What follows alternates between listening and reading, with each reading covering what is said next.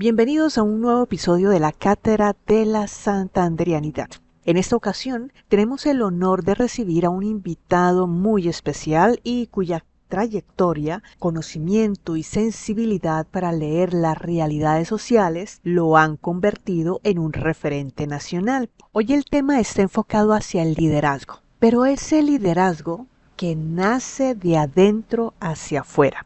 Es aprender a gobernarse a sí mismo y luego para armonizar con los demás. Y solo entonces, cuando ya uno aprende a gobernarse a sí mismo, es necesario iniciar el proceso para transformar territorios. Vamos a aprender acerca de la importancia del equilibrio personal, la necesidad de fortalecer la salud mental y sobre todo a fortalecer la comunicación, una comunicación más asertiva y con mayor autonomía. Y nuestro invitado especial es el ingeniero Erwin Valderrama, con el tema Liderazgo con propósito. Inspirar, transformar y trascender. Erwin es ingeniero industrial, especialista en gerencia del desarrollo, magíster en gestión pública y gobierno y candidato a doctorado en proyectos. Tiene una extensa experiencia en proyectos beneficiando a comunidades rurales en procesos de investigación, en formación de líderes, y con todo ese conocimiento le ha ayudado a comprender y sobre todo a estructurar un modelo de liderazgo para transformar a las personas como realmente deben ser, unos agentes de cambio que tanto necesita nuestro territorio. Ingeniero Erwin, mil gracias por aceptar este encuentro y compartir su compromiso con el desarrollo de nuestro Gran Santander. Con este preámbulo damos inicio a este episodio de la Cátedra de la Santanderianidad. Muchas gracias por la invitación. El liderazgo transformador de realidades, que los métodos probados es que primero se gobierna uno mismo y luego empieza a gobernar las relaciones con los otros, y cuando ya la relación con los otros se centra se llega a unos buenos términos en acuerdos, entonces sí empezamos a transformar territorios y realidades. Del proceso independiente del coeficiente intelectual que te dé Dios, heredado, pues ustedes saben, como se dice por allá, el paso fino a Colombia, de los caballos, llegó desde España y llegó para el sur de Santander por primera vez a Colombia. Y dicen que el paso fino al potro lo da la yegua, no lo da el macho. Entonces, te haya heredado esa inteligencia, esa habilidad de relacionarte y de hacer negocios, tu madre como ADN, y tu padre te haya heredado o no el manejo de la frustración y la visión y la capacidad de establecer cosas. O sea, tu ADN puede venir programado para desarrollar un liderazgo y unos procesos transformadores, como también podría necesitar desarrollar talentos. Eso en cuanto a la gente. No obstante, en los primeros 7 años de la vida que tenemos, se definen algunas características de la personalidad. El tema está en concentrar a los niños hacia la toma de decisiones y hacia la autonomía, más y a la búsqueda de la felicidad y a la búsqueda de vivir de adentro hacia afuera, más que el tema de la dependencia de un estatus o de un manejo. Algunos modelos de liderazgo que se han revisado han demostrado que de cada 100 líderes, el 92% se han enfocado más en sí mismos que en los demás. Sí, suena egoísta, pero entonces si le preguntas y tú entrevistas 100 líderes empresariales, políticos, académicos, del turismo, docentes, religiosos, y se ha colocado de prioridad antes que los demás. Entonces tú le preguntas a las personas, ¿qué es lo más importante en tu vida? Entonces arrancan el primer error, ¿no? Responden siempre, mis hijos. Otros dicen, mi mamá. Otros dicen, mi pueblo. Otros dicen, mi patria. Pero de las características de liderazgo, personas como Frida Kahlo, Calcuta, Mandela, su respuesta estaba enfocada primero yo. O sea, primero garantizo mi bienestar, mis necesidades básicas, mi estabilidad económica, mi estabilidad social, mis gustos, me filtro de las adicciones, me organizo consigo mismo antes de empezar a creerme líder y querer transformar realidades del que está al lado o del territorio. Entonces ahí encontramos una cantidad de llamados líderes que lideran una junta de acción comunal o lideran un proceso ambiental o lideran un proceso académico de transformación de mentes y moldeando mentes como se hace en la docencia, pero se les olvida ese equilibrio interno. Entonces uno va a ver que son líderes que la comunidad los quiere, pero están reportados en data créditos y tienen situación financiera desastrosa. O sea, tienen cerradas las puertas en creación de empresa, no tienen autonomía y trabajan 8 horas diarias en una oficina para tratar de aportar algo. Entonces, digamos que lo que hubo ahí, de lo que hemos revisado, es un ejercicio de una necesidad de autoaceptación, lo que no se puede confundir con el liderazgo. La necesidad de autoaceptación es tratar de buscar ser aceptado por todas las personas que me rodean y ayudarlas y dar lo que no tengo filantrópicamente, olvidándome de que el ser más importante que Dios me dio en la vida soy yo mismo. Esta diapositiva dice que un buen líder no empuja a quien no quiere cambiar, no jala a nadie, simplemente da una luz a quien quiera trabajar. Un buen líder enseña, orienta, capacita, apoya a quien tiene ganas de crecer. Hay algo muy importante y es el tema de la salud mental. En este momento tenemos que el 40%, o sea, de cada 100 colombianos, 40 tenemos o hemos tenido algún inconveniente de salud mental. Llámese que somos adictivos a la farmacodependencia, llámese que son adictivos o hay adicción al consumo de sustancias psicoactivas como la marihuana. No hay mucha diferencia entre ser adictivo a un ibuprofeno diario o cada vez que me duele algo a decir que se consume marihuana. La diferencia es que el ibuprofeno está legalizado y la marihuana no, pero igualmente son drogas y generan dependencia. Ser adicto al consumo pornográfico, ser adicto a los deportes o a estar viendo canales deportivos o ser adicto a la nanoadicción, que es la adicción a la tecnología. Necesito tener el celular en las manos y revisarlo cada 10 minutos porque si no me desenfoco, me desestabilizo y me siento inseguro. Ese tipo de adicciones son gran parte de lo que tiene que ver con la salud mental para luego darle espacio a lo que es potencializar las habilidades de liderazgo de las que ya vamos a mencionar. Entonces, esta diapositiva dice que el 80% de las preocupaciones que tenemos en la mente nunca ocurren. O sea, que de cada 100 preocupaciones que tienes en la mente, el 80% no ocurren. No obstante, recuerden que las preocupaciones desatan el cortisol, desatan el sentido de alarma y tu mente se mueve y sobrevive a través de las preocupaciones. O sea que el modelo es lo que estoy pensando, lo transfiero luego al sentimiento y luego lo transfiero a la actuación. Y si esa actuación la vuelvo repetitiva, se vuelve un hábito. Y si esa es la disciplina, pues perfecto. Entonces hago esta pregunta, líder o gerente. Por favor, cualquiera que quiera participar, ¿qué creen que es mejor, ser líder o gerente? Bueno, ahí esta pregunta es como, creo que el gerente tiene que ser el líder principal de su empresa, el que anima, el que da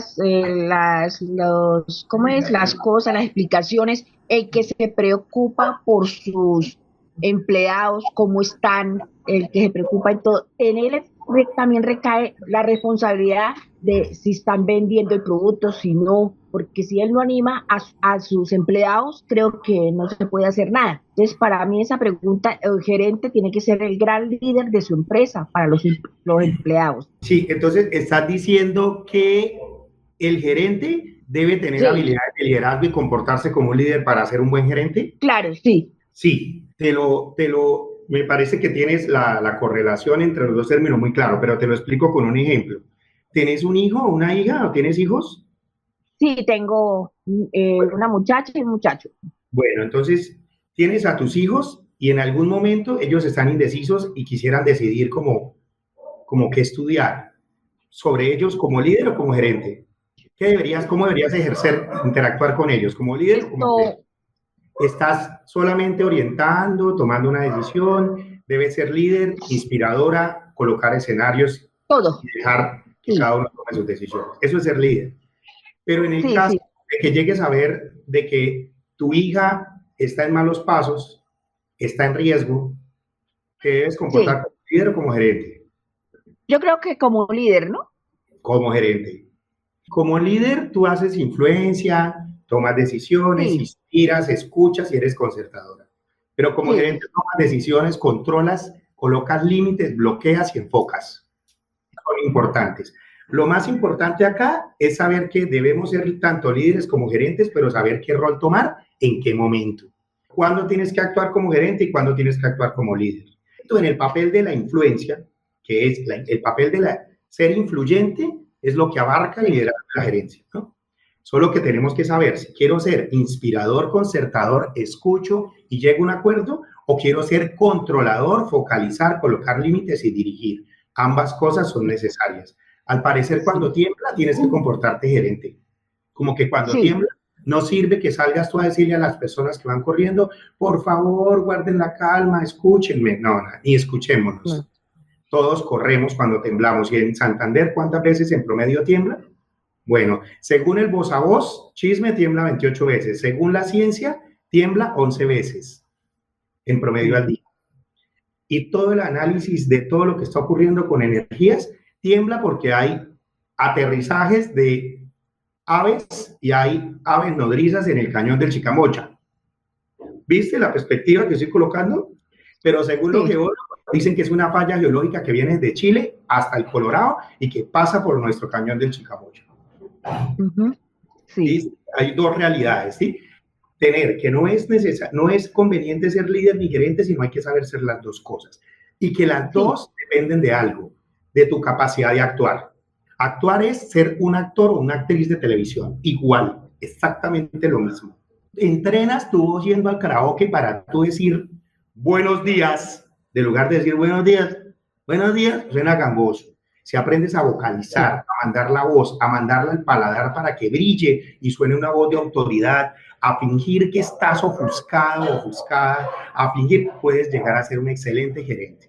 Mientras no sepas actuar y colocar tu rostro, tu comunicación, tu mensaje asertivo y dirigir para persuadir y tomar el control, no eres gerente. El líder es más sano, más visionario, más concertador y escucha, pero también tiene que saber actuar, porque el líder le pasa la del payaso, está peleando en su casa, hay un caos en el barrio o en la empresa, salgo a influir, salgo a poner un orden, pero resulta que no sé separar la emoción de mi ejercicio en la comunidad con el ejercicio en la casa. Y tengo problemas con mi pareja en la casa. Claro, el tema del líder y gerente. Otra pregunta, ¿cómo distribuyes tu tiempo entre tu relación contigo mismo, con tus afectos, con tu comunidad, con tu jefe, con tu líder político y tu líder religioso?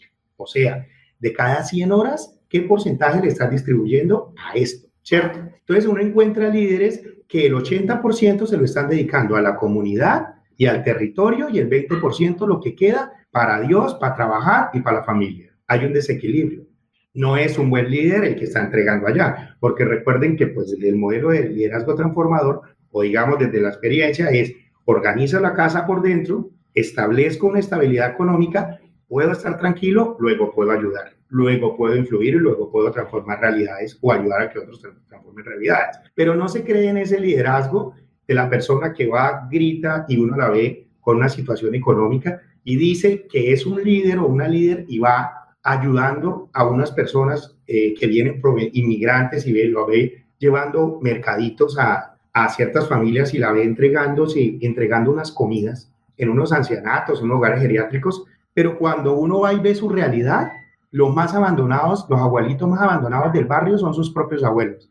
Y cuando uno va a ver la realidad de los papás, es esa señora que ha lavado ropa, pero que llegó a los 70, 60 años y sigue lavando ropa. Pero uno ve a esa persona siendo una gran líder, ¿cierto? Súper preocupada por la humanidad, pero no mira su situación y la de los cercanos. Entonces es como un llamado al equilibrio y a poder. Esta metodología la saqué de un libro llamado El reloj y la brújula. Entonces digamos que yo organizo los domingos en la noche, me tomo mi rato, cojo la agenda, les recomiendo comprar bloc de color amarillo, ojalá lápiz de colores, y empiecen ustedes a escribir todas las cosas como lo pendiente para que el cerebro descanse y esté lo mejor tranquilo para poder dormir el domingo.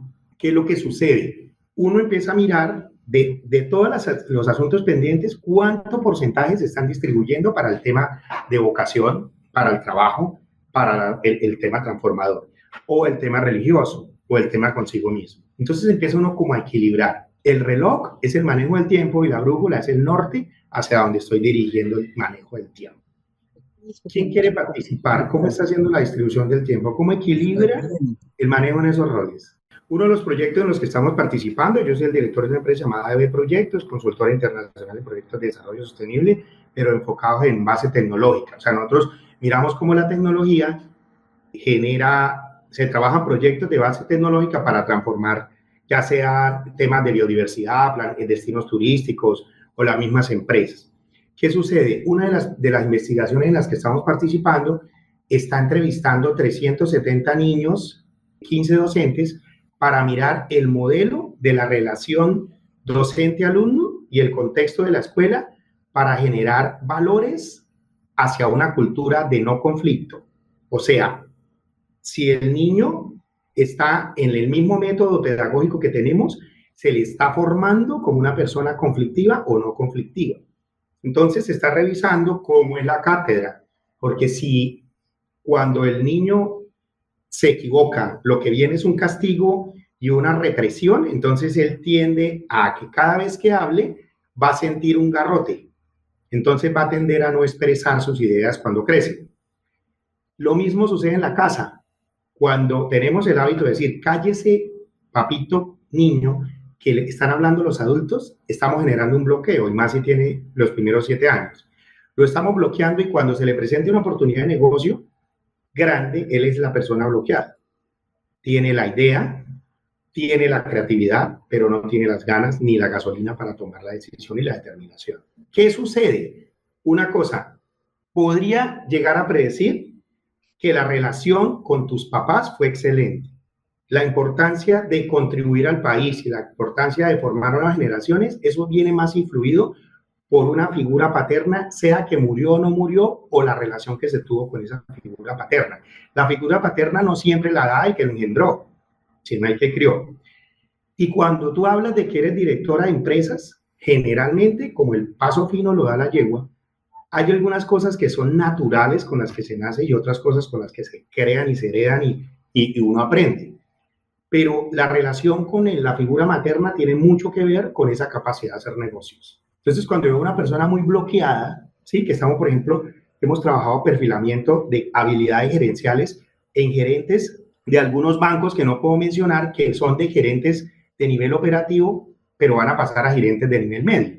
Para poder pasar de nivel bajo a nivel alto, medio, ellos deben hacer unos talleres de orientación al logro, toma de decisiones, persuasión y comunicación asertiva. Ser capaz de manejar y diferenciar, que no es lo mismo hablar para seducir que hablar para persuadir, y que no es lo mismo hablar para manipular que hablar para convencer.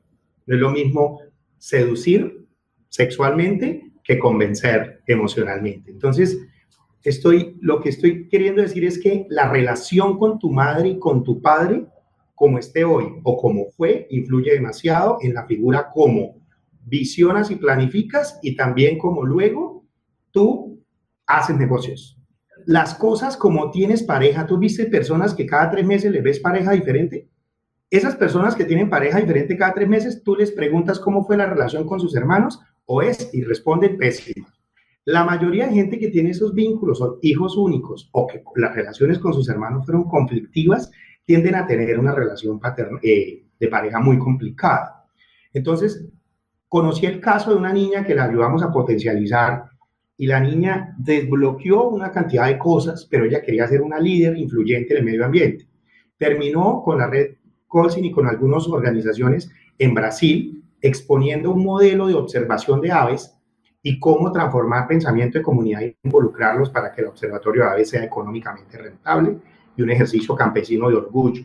Pero ella creció solita y eran 6 hermanos machistas, varones, y un papá machista, y la mamá. O sea, todos los hermanos y el papá colocaron el tema de que ¿quién lava la loza?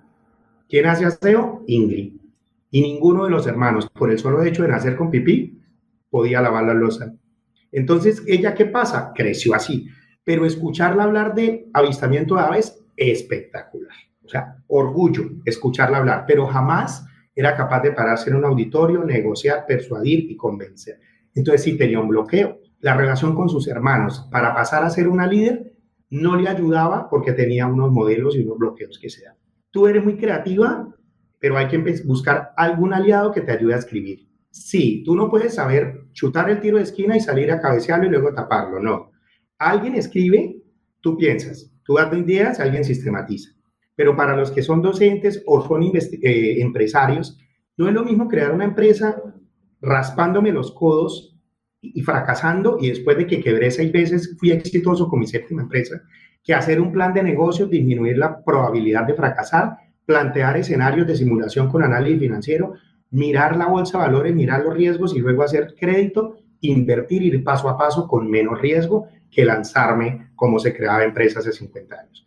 Influye la disciplina, influye la capacidad de escucha, influye el pensamiento abierto. Entonces, si eres una persona que te autonombras líder, pues estás muy equivocado porque al líder lo mencionan, los demás nunca se autonombran, ¿cierto?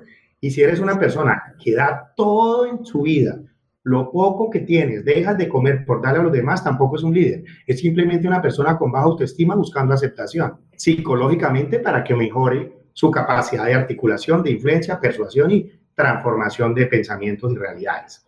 Primero la relación consigo mismo y luego la relación con los demás. Pero él está gritando, ¿no? Entonces, recuerda que hay personas que le duele la garganta cada 3 días y porque son muy chismosas. Le duele el cuello y es porque no son capaces de mirar para los lados, no miran a otra perspectiva. Le duelen los oídos y son pésimos escuchando. Le duele la nuca porque nunca bajan la cabeza. Entonces, el cuerpo somatiza, ¿sí? Y de alguna manera enséñale a él a que se encuentre y se acepte. Se transforman pensamientos y actitudes de otros a través del ejemplo. Es eso, es arrastrar con el ejemplo. Arranco, lo hago bien, lo vuelvo hábito, doy ejemplo y eso persuade más. Estamos en otro proyecto, estamos participando, entrevistando a 64 habitantes de calle. Ténganse de para atrás, porque la causa número 1 por la cual los habitantes de calle viven hace 12 años en la calle no fue temas de drogas. Drogas está de tercero. La primera causa fue violencia sexual en su casa. O sea, su hogar tenía una violencia sexual. O era abusado, o era frustrado, o era rechazado sexualmente, y eso hizo que la persona tomara la decisión de ser habitante de calle. Odia el hogar porque lo ve como el lugar donde le torturan y donde no es el lugar donde quiere aceptarse. La otra razón fueron temas económicos. El tema económico, pero una familia desunida. Y tercera razón, las drogas, pero no le llamemos drogas a la cocaína, sino a todo tipo de sustancias psicoactivas que son adictivas. Entonces, des en cuenta que hay, pero resulta que hicimos otro de los estudios en los que participamos, el 70 de cada 100 jóvenes adolescentes que han consumido drogas en un municipio de 220,000 habitantes en Colombia, drogas, específicamente la marihuana. Lo hizo influido porque el 60 de cada 100 dijo que le torturaba la forma como la mamá, la tía o la abuela le satanizaba cada vez que él o ella actuaba. Empezó a consumir marihuana porque le daba libertad de sentirse autoaceptado y no satanizado. Entonces, en ese hogar, en esos 60 hogares de cada 100, hay una persona amiga de los padres y de los pastores religiosos, pero crean una imagen de percepción. Entonces el muchacho se fuma un cigarrillito, tiene 18 años, se fuma un cigarrillo, entonces le dicen marihuanero. La niña salió con una minifalda y le dicen prostituta regalada. Pero cuando tú los pones a actuar, entrevistas con acompañamiento de trabajo social y psicología y empiezas a mirar y a analizar actitudes, ellos empiezan a hacer obras de teatro y a escribir cosas y a pintar y reflejan una realidad. Reflejan una realidad, dicen que el hogar da. Entonces, luego nos escogimos de esas 60% de esos hogares y empezamos a hablar con las personas mayores. Encontramos que muchas son adictas a la farmacodependencia, que toman pepas para dormir, que toman pepas para el dolor, que toman pepas, o sea, son tan adictas como el muchacho que mete marihuana, pero mete otro consumo de droga legalizada. Y todas se creen perfectas, pero se les olvida que en su juventud tuvieron 3 abortos, fueron infieles, fueron rumberos y viajaron. Casi siempre las personas que más juzgan al joven o al que viene a la generación atrás es porque la juventud lo hizo. Entonces, des en cuenta que la complejidad del tema de liderazgo, para mí, viene desarrollado desde adentro hacia afuera y puede uno ir caminando y dar. Esta frase es un poco fuerte, dice, quien no sabe hacer nada se vuelve administrador, pero el que no sabe administrar enseña en las universidades. Atentamente, Murphy. Para un docente es muy fuerte escuchar esto. Quien no sabe hacer nada, operar o no tiene un arte, administra. Y quien no sabe administrar, enseña en las universidades. bastante fuerte, ayuda a repensar el modelo de liderazgo de docencia que se tiene. Docentes que quieren salir de esa situación y ranquearse, pero jamás se les escucha que se van a matricular en una maestría o un doctorado. Pero quieren llegar a ser buenos, pero no invierten en ese tiempo. Entonces, es más fácil si el docente hace un muy buen trabajo de investigación, acción participativa en su aula, luego lo lleva a proyectos de posgrado y luego a través de una maestría publica y luego empieza a trabajar un modelo transformador de escuelas. Pero es complicado sin herramientas y sin conocimiento avanzar en lo que sea. Tenemos talentos innatos, tenemos unos talentos, todos traemos talentos, pero sí hay mucho que hacer en los 7 primeros años de edad. Y después de los 7 años primeros de edad, empezar a revisar cómo tomas decisiones. Porque hoy somos las decisiones que tomamos anteriormente. Somos el resultado de las decisiones que tomamos. ¿Cómo te alimentas? ¿Cómo comes? Determina cómo piensas. ¿Quién eres? Si yo quiero escoger una persona, siempre la invito a comer. Yo miro los candidatos que van a trabajar con nosotros y yo miro cómo comen. Si la persona come en 30 segundos y se traga el plato, así es con las relaciones, así es con los jefes. Si la persona transpira, mira el plato, comparte con el otro, así es en las relaciones, así es en el trabajo. Pero si la persona uno le ofrece, ¿no? Uno mira y coge las verduras y las va dejando a un lado y las frutas las deja a un lado. Se come la carne y pide y cambia el jugo por una Coca-Cola, mucho cuidado con esas personas, porque está comiendo para el placer y sin carbohidratos su cerebrito no va a funcionar, y es una persona que cuando tú le retes intelectualmente, la persona se va a frustrar, se enferma y termina renunciando diciendo que eres un pésimo jefe, que eres un pésimo líder. No, simplemente la persona no se alimentaba con disciplina, balanceado. ¿Qué comes? ¿Qué tomas? Dime qué comes y te diré quién eres. ¿Cómo se alimenta? Hay que invertir mucho dinero para poder comer bien. No, cómprese un pepino y licúelo, hágase unos huevitos revueltos, pero mire cómo está balanceando la grasa con los carbohidratos, con las proteínas. Les coloco un ejemplo. ¿Para qué sirve el conocimiento? El conocimiento es la base del liderazgo transformador. Y el liderazgo es influir. Primero transformarme yo y luego transformo el entorno y transformo relaciones y luego me preocupo por el mundo. Pero prácticamente, si no tenés una claridad y una disciplina en qué comes y no autocontrolas, es muy complicado. O sea, comer para engordar y no comer para pensar es el principio de todo. Sobre todo, que tienes que comer pensando en qué tiene que funcionar todo tu cuerpo, no solo el estómago. El comer para hacer ejercicio. Entonces, empezar a invertir, a investigar qué eres, qué tipo de comida, cómo lo haces y cómo equilibras. A medida que va pasando el tiempo, vamos envejeciendo. Y a medida que vamos envejeciendo, ya no necesitas consumir alimentos, sino nutrientes. Y si crees que necesitas más antioxidantes, consume más productos verdes.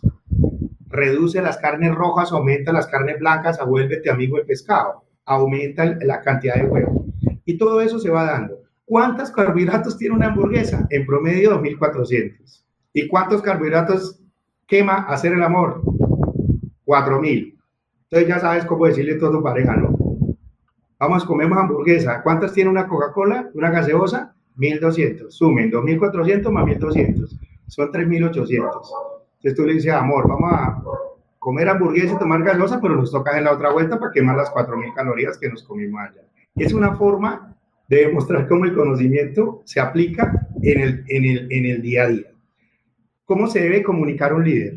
Tratar de no ser déspota, entender y utilizar un lenguaje incluyente y cuando conozca, tratar de evaluar el lenguaje. Cuando el lenguaje es extremadamente técnico, se vuelve arrogante. No quiere decir que un taller de estos no haya sido planificado o no existan unos 20, 30 libros, videos, audios y experiencia cruzada y síntesis de información para transferirla. Pero es muy arrogante llegar acá, empezar a decir, existen 16 características y la programación neurolingüística dice, puedes comunicarte de una forma que ayude a construir.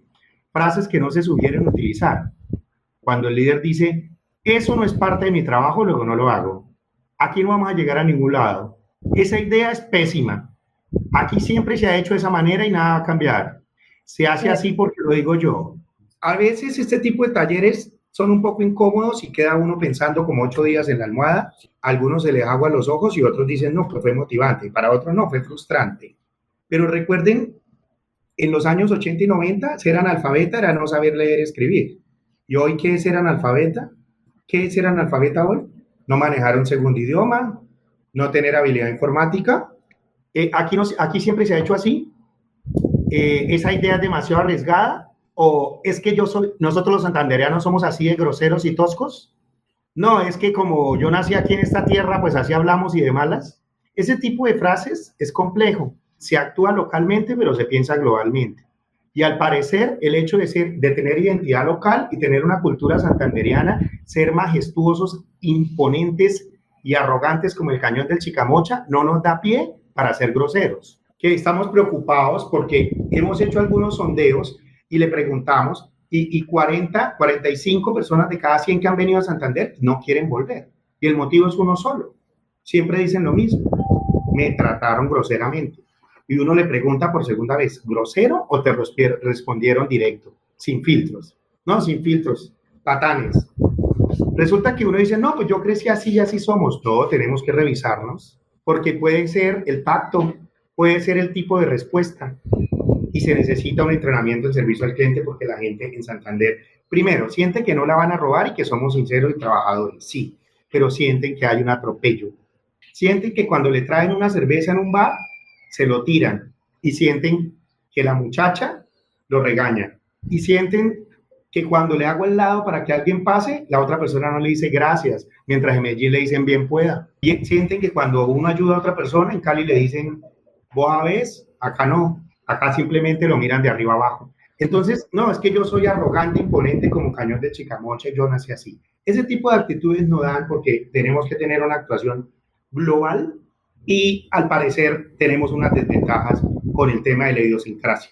Sí es cierto que la revolución latinoamericana nació acá y que se potencializaron la FARC y que nació el ELN, los grupos LGTBI más fuertes nacieron en Barranca, los grupos de movimiento político mujeres nacieron en Barbosa, Santander, el Común, las organizaciones campesinas nacieron en San Gil. Sí es cierto que muchas cosas han emergido aquí en medio de tanta dificultad, pero no nos da pie para no decir que no podemos trabajar la psicología del servicio, ser un poco más suaves, escuchar un poco, porque no es lo mismo actuar como gerente que como líder, y no es lo mismo sentir que el otro necesita ser escuchado, y más cuando por lo menos las personas del turismo. Hay un modelo que dice que pienso, siento, actúo y lo vuelvo un hábito. Entonces, todo lo que tengo en la cabeza se me vuelve emoción. Todo lo que tengo en emoción se me vuelve luego acto. Si yo repito ese acto sucesivamente, se me vuelve hábito. ¿En qué tantos recursos tuvo el niño cuando era niño? Y si tuvo mamá y papá, como padres e hijos de Caracol, si no, qué tan feliz, qué tanta protección, qué tanto le retroalimentaron, qué tanto le enseñaron, qué tanto él sintió que pertenecía a un hogar, más que una familia con papá y mamá.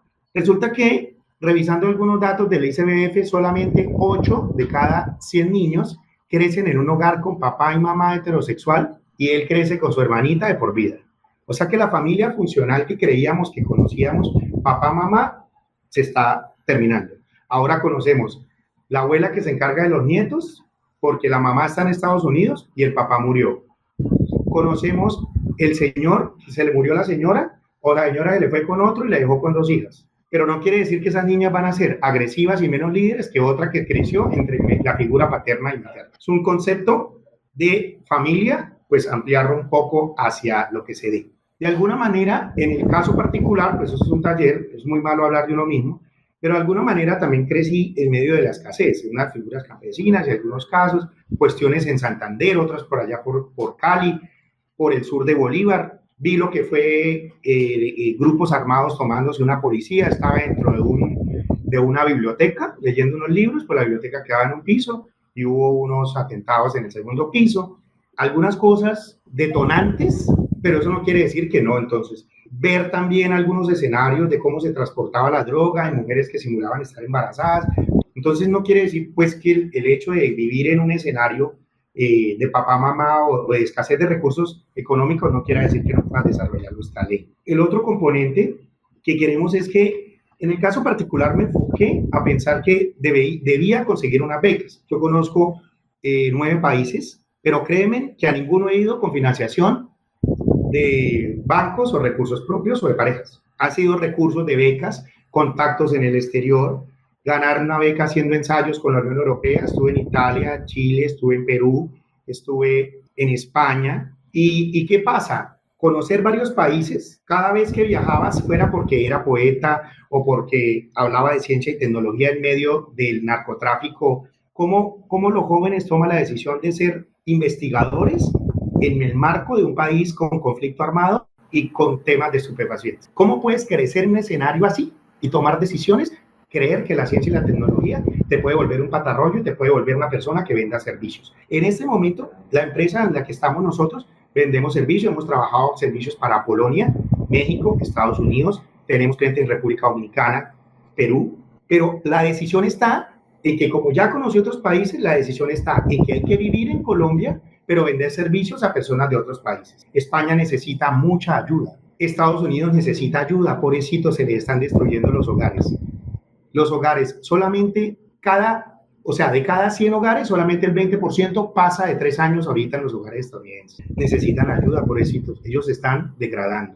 85 de cada 100 tienen problemas de obesidad. Entonces sí necesitan ayuda. Y desde Colombia tiene mucho para dar al mundo. Pero tenemos que entrenarnos en idiomas, manejar las habilidades informáticas, generar contenido y empezar a manejar una disciplina para poder aportar. Entonces sí podemos ser líderes mientras facturamos. Hay que facturar y hay que tener recursos para poder decir que ayudo. Porque si soy una persona pues con talento, compro tecnología, organizo procesos y transfiero conocimientos. Cobro por eso y luego de que cobro, yo ayudo. Estar haciendo un taller de eso, interactuando, a mí me apasiona. Y se tiene que hacer con toda profesionalización, como si estuviera en la Javeriana dictando un taller de entrenamiento de gerentes del banco XYZ. Pero se tiene que hacer con la pasión. Hay unos hábitos que destruyen la confianza de un equipo. Por ejemplo, la falta de transparencia, y hay algunos hábitos de algunos directivos que he aprendido que realmente es bueno conocerlos, pero no aplicarlos. Conocí a un líder en un canal de televisión que siempre me decía, recuerda que tu mano izquierda no puede saber la que sabe la derecha. O sea, siempre cogía los equipos de trabajo y nos partía en dos. Y lo que sabía un grupo no lo sabía el otro. Tenía un lenguaje machista. Entonces, cuando íbamos a escoger personal, me decía, a ver, páseme las candidatas. Yo escojo las niñas y tú escoges, me decías, ingeniero, tú escoges los niños. O sea, un lenguaje sexista, machista y fuerte. Entonces, al parecer las niñas eran seleccionadas por su atractivo físico, según él, y los niños iban seleccionados por talento. Entonces, ¿a dónde me quedó? Yo no puedo heredarle entonces a ese jefe, que fue mi jefe mío 2 años y medio, heredarle ese modo de tomar decisiones. Pero en el doctorado que estoy estudiando un doctorado en proyectos, estamos haciendo un estudio sobre el pensamiento de los directivos que fracasan. ¿Qué criterios, qué conocimiento y qué le está pasando a la gente? ¿Por qué fracasa y quiebra? Sorpresa, 77 de cada 100 que ha fracasado lo ha hecho porque no supo escoger su pareja. Su esposo, su esposa, la persona que tiene al lado, influyó en la quiebra. Tomen apuntes, escríbanlo en mayúscula y colóquenlo y péguenlo en un cartel al lado del baño. El 77 de cada 100 que ha quebrado ha sido por su pésima relación con la persona que tiene al lado o por la toxicidad de la persona que tiene al lado. Si tienes que tomar decisiones, hay que tomar decisiones. Terminamos el taller. En el próximo taller, dentro de un mes, me dicen, uy, ingeniero, ya eché a ese man, o eché a esa vieja, o estoy soltero. Pero mejor solo que mal acompañado, porque recuerda que va de adentro hacia afuera. No puedes tú pedirle a un pavo real que se suba a una palmera a bajar cocos. Tú le dices a un mico, ¿cierto? Entonces, si ya tienes un pavo real al lado y es un ser humano extremadamente frondoso, pero que brilla cuando hay sol y hay plata, pero que cuando hay escasez guarda las plumas y se le caen, pues ese pavo real no es tu compañía. Ese pavo real no es tu compañía. Más bien un mico, una mica, algo feo, algo estéticamente no tan agradable, pero alguien con quien se hace equipo. 8 hábitos que destruyen la confianza en un equipo. Está también no fomentar la comunicación abierta y asertiva. Pero comunicarse asertivamente implica tener la mente un poco abierta. Recuerden que en este momento solo el 46% de cada 100 son católicos en Colombia. Anteriormente, en los años 70 y 80, eran 98 de cada 100 los católicos. Hoy en día, además de católicos, alrededor de tu casa en Santander encuentras gnósticos, evangélicos, protestantes, ateos, carismáticos y crismas. Anteriormente los hogares eran papá, mamá. Hoy en día la cosa ha cambiado. Encuentras hogares donde la mujer era maltratada por el tipo macho que llegaba a golpearla. Ella cogió sus 2 hijos y se fue al socorro, conoció otra mujer que tiene una bomba de gasolina y viven felices por siempre. son 2 mujeres viviendo, creando 2 hijos que ella tuvo, pero ya no la maltratan. Entonces vamos a cuestionarla a ella, porque ¿cómo diablos deja un tipo para irse con una mujer? Sí, pero la mujer tiene una bomba de gasolina, le dio estabilidad, le dio buen trato y le cría a los hijos, y uno de ellos está en la universidad. Estoy hablando de casos reales, pero la maltrataban en Chipatá, Santander. Entonces las cosas han cambiado y empezamos nosotros a decir, entonces el tema del liderazgo viene desde adentro y empieza a darse una cantidad de cosas. ¿Cuáles son los lineamientos del modelo de liderazgo pertinentes para impulsar el desarrollo sostenible? Entonces, es saber cómo, si tengo una meta clara, pues cuando uno va para una meta no puede tirarle piedra a todos los perros que le van latiendo, ¿sí o no? Uno define una meta clara y sigue adelante. Y aparecen perros y gatos que amullan y perros que lo van a ladrar y uno no puede estarle tirando piedra a todo el mundo, uno tiene que seguir detrás de la meta. Pero para estos temas de liderazgo transformador, primero se hacen con el conocimiento, segundo se hacen de adentro hacia afuera y tercero se hacen con claridad en la comunicación. Comunicarte asertivamente, por escrito, oral, en digital, con protocolo y con organización, con claridad. Las personas claras son muy escasas, es un animal en extinción. El hombre o la mujer que habla claro es muy complicado encontrarlo en este momento, y más con el problema de salud mental. Los errores que matan el liderazgo: tomar decisiones sin explicaciones, no reconocer el esfuerzo de otros, robarse las ideas, no mostrar empatía y no liderar una visión correctamente.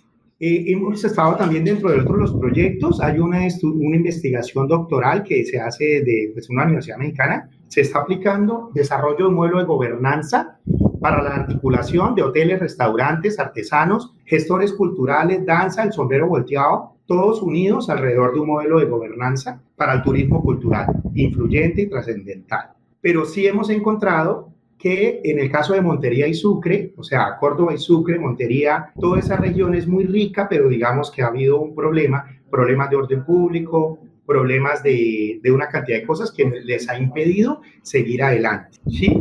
El escenario se está transformando y sorpresa, pues del año pasado, a final de año entregaron el reporte, Montería y Córdoba, Sucre, acaba de subir en competitividad. Entonces, nosotros como región, por lo menos en el caso de Santander, sigue creciendo en competitividad. En competitividad global, estamos en quinto, listo. Digamos que son territorios que se están transformando.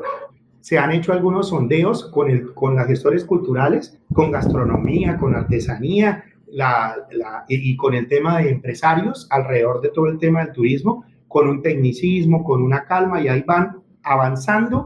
Montería, Córdoba y Sucre van avanzando en competitividad y fortaleciéndose sin hacer tanto ruido y sin tanto alardeo. Es más, sin pelear tanto con el vecino. Pero también podemos ser dulces como el bocadillo y podemos ser suaves como artesanías de la piedra barichara. Parece que estamos naturalizando el conflicto y parece que en Santander estamos naturalizando la agresión. Si miran ustedes, métanse a Fiscalía, Bienestar Familiar y denuncios intrafamiliares y miren lo que está pasando en municipios como Puente Nacional y otros alrededor, que está incrementándose los denuncios de la violencia intrafamiliar. Parece que el conflicto salió de ser armado y se está impermeando en las familias santanderianas, entre otras regiones como los Llanos y otras regiones del país, como Tolima y el Cauca. Entonces son regiones que se están volviendo conflictivas en su hogar y están naturalizando el conflicto. Entonces cuando la señora ve por televisión que un joven apuñaló a la novia, ella dice, sí ve, yo preocupada porque mi marido solo me empuja. Quiere decir que naturalizó el conflicto, porque vio que allá en la otra región, el noticiero, determinar lineamientos estratégicos de un modelo de liderazgo con la participación de actores de la cadena productiva del turismo para el impulso del territorio. En Santander tiene unos ejes, aprendiendo como de otras regiones, de todo lo que hay. Y indiscutiblemente, pues las cosas han cambiado y pues es muy complicado pensar que nosotros hacemos empresa en medio de un país maravilloso y apoyado, sí, el país de la belleza, pero también es una belleza los riesgos, ¿no? Y crear empresa aquí, generar empleo no es fácil. Estoy con 6 personas y llegar a pensar a fin de mes pagar nómina es complicado. Si supieran que a veces me trasnocha más a mí pensar qué va a pasar con esas personas si definitivamente no sigo mi disciplina y sigo generando los empleos. Para mí eso es un liderazgo transformador, pero hay que darles ejemplo. Entonces, cada vez que una persona entra en la empresa, lo primero que hago es revisar sus hábitos alimenticios. ¿Qué comes? Y cómo comes, piensas.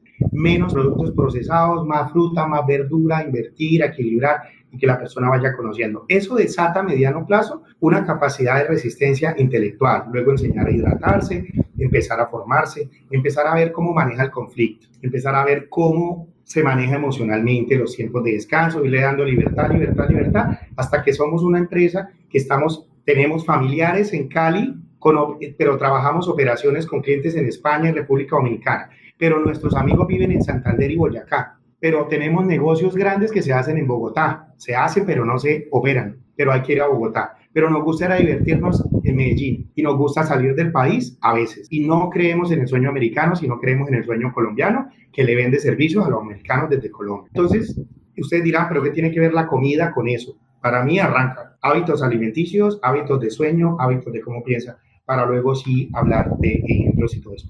Este tema de los ejes del modelo de liderazgo transformación, estuve por un encuentro, me llevaron una beca que ganamos con la Unión Europea, estuve en el norte de Italia, en la frontera con Austria, en unos tanques de pensamiento. Los tanques de pensamiento es un encuentro que dura 15 días, donde dejamos los celulares o lo utilizamos por horas. Y empezamos a pensar y nos transferimos experiencias de vida, documentamos y nos enseñamos liderazgo entre todos. Nadie sabe más que nadie, todos sabemos más que todos el liderazgo, pero uno aprende horizontalmente, se llama tanques de pensamiento y son alrededor de un tema específico. Se puede aprender más liderazgo escuchando de al lado que leyendo un libro. Y recuerden que leer un libro de alguien que haya muerto y que lo escribió antes de morir. Estos temas de tanques de pensamiento, ¿por qué hablaba de Italia? ¿Pero por qué Italia? Estuvimos en Italia porque resulta que Trento fue el lugar donde se firmó la Segunda Guerra Mundial. La Segunda Guerra Mundial se firmó allá y en Trento, y allá se crean algunos tanques de pensamiento, escuelas de verano muy interesantes donde nos enseñan una cantidad de cosas. Pero mientras nosotros escuchábamos a los chilenos que venían a hablar del posconflicto, de lo que ocurrió con la dictadura, los coreanos también hablaron de sus problemas y los africanos, y los colombianos, los 3 colombianos salimos con una bomba que nadie había imaginado.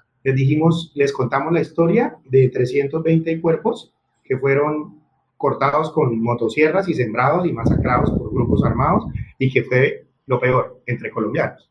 Entonces ellos no entendían, es porque mientras en Corea exponían que fue con otro país y los chilenos hablaban de que la dictadura ocurrió y de que hubo manos de otros países, en Colombia exponíamos de que la masacre fue entre nosotros mismos. Nunca lo entendieron. Y les hablamos luego de Gabriel García Márquez, del país de la belleza, y empezamos a decir que una gran culebra venía por el Amazonas y se metió por Colombia y creó el cañón del Chicamocha, y luego se metió por el Magdalena y dejó un hueco y se llenó de agua y creó el río Magdalena y llegó a Barranquilla, y que es una serpiente que se metió al mar y que esa serpiente llegó a China. O sea, contamos el realismo mágico de Colombia para que no se queden con la idea de, porque así como Gabriel García Márquez ha sido una excelencia, pues también algo nos heredó de ser cuenteros y tener el poder de la palabra, además de que ténganse de atrás. Somos uno de los 3 países con belleza física más heredada de los padres. Puedes ver gente bonita físicamente solo con ver alrededor. Hay países donde vas, sin mencionarlos, donde vas que te toca caminar 20 cuadras para ver una persona atractivamente. Entonces tenemos unas calidades. Muchas gracias. Bueno, mil gracias, ingeniero, por compartir su conocimiento, su sabiduría y sus valiosos apuntes que revelan la realidad de los proyectos en comunidades en Latinoamérica. Ha sido sorprendente todo el conocimiento que hemos recibido en este episodio. Y bueno, he tomado atenta nota acerca de 3 puntos relevantes que quiero compartir. Y bueno, estos 3 puntos son los siguientes. Entonces, el primer punto hace referencia a que el liderazgo nace en el interior y debe proyectarse hacia el territorio. Ningún proceso social, comunitario o institucional puede transformarse si primero no ocurre una transformación interna personal. Y eso requiere un equilibrio emocional, la claridad en la comunicación y la coherencia. Y la coherencia es en lo que se piensa, en lo que se siente, en lo que se habla y se actúa, son los pilares que permiten ejercer un liderazgo auténtico, sostenible en nuestros territorios. La segunda conclusión es que el desarrollo territorial requiere líderes conscientes, formados y capaces de trabajar en equipo. Aquí el ingeniero Erwin deja muy claro que los proyectos deben ser articulados para lograr realmente un impacto positivo en el territorio, en las comunidades. Es preciso escuchar diversos pensamientos y perspectivas. Es también reconocer las propias limitaciones como persona, pero empezar a valorar a las personas del entorno para poder hablar de una interdisciplinariedad, trabajo en equipo, que haya planificación estratégica, que haya ese fortalecimiento de habilidades gerenciales que tanto necesita nuestro territorio. Todo esto son claves para avanzar hacia unos buenos modelos de gobernanza más sólidos y más participativos. Y como tercera conclusión, el territorio se transforma desde la educación, la cultura y la voluntad colectiva. Forjar el liderazgo desde la niñez, promover la lectura, fortalecer la autoestima y dignificar los saberes locales son acciones esenciales para construir sociedades más justas, sensibles y preparadas para enfrentar los desafíos que día a día ocurren en nuestro territorio. Pues bien, hemos llegado al final de este gran episodio. Mil gracias nuevamente, ingeniero Erwin, por su conocimiento, por su tiempo, por compartir tantos ejemplos que durante este episodio lo estuvo haciendo. Mil gracias. Y a ustedes, gracias por seguir la Cátedra de la Santanderianidad y nos vemos en el siguiente episodio.